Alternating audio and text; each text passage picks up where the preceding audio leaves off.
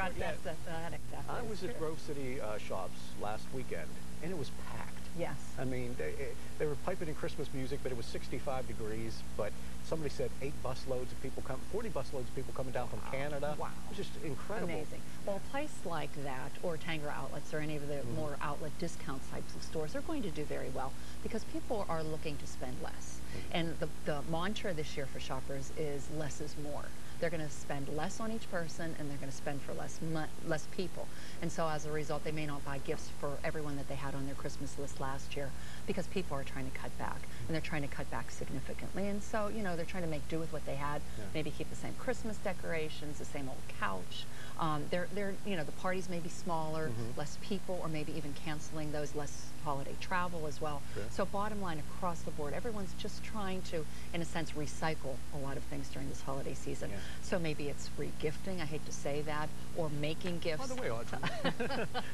That was the same gift that got you last night. Sure. The idea behind the recession, and now that some economists are saying we're out of it, but also for the last couple of years, I felt like an old fogey because I still use cash, where the younger generation does debit cards and credit cards. Right. Credit card companies, though, are starting to play games with the interest rates.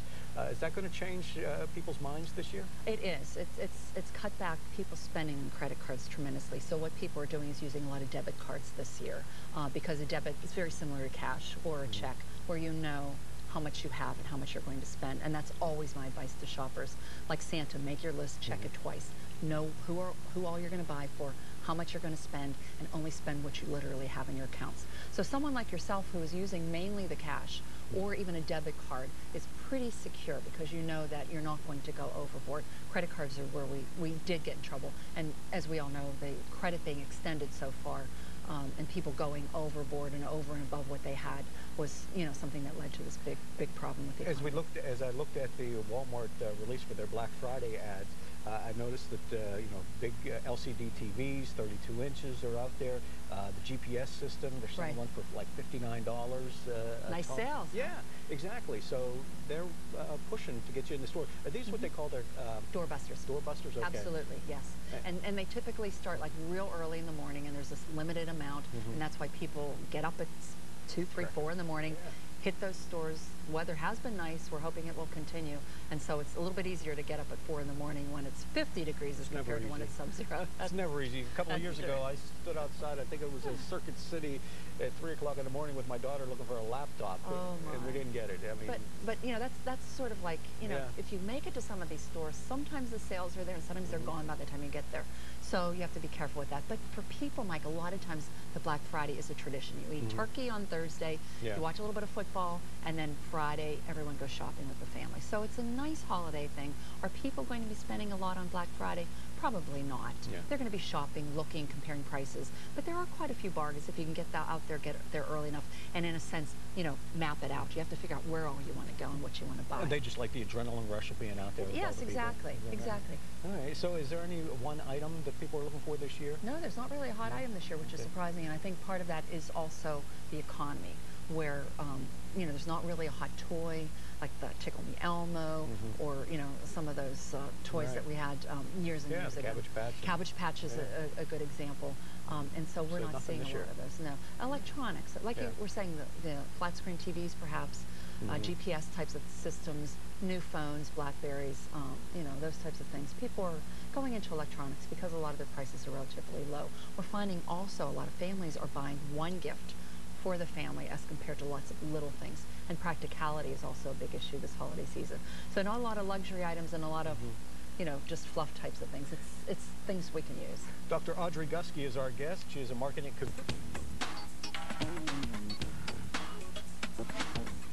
Going your holiday shopping, Audrey Gusky is here. She's been talking about it for years. What to look for, what to expect at the stores, whether it's discount stores or the big box stores, how much of a discount and when you can expect it.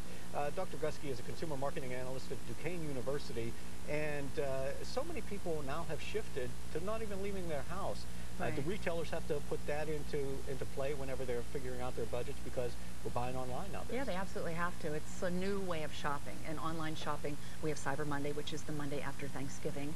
And traditionally, people go back to work, and whatever they couldn't buy over the weekend, they try to find it online. And retailers realize that people are shopping online, so they're giving them bargains there, as well as free shipping or lots of incentives to get them to be shopping that way. It is very easy. You can stay in your pajamas, shop from home. You can compare prices, which is the beautiful part of it.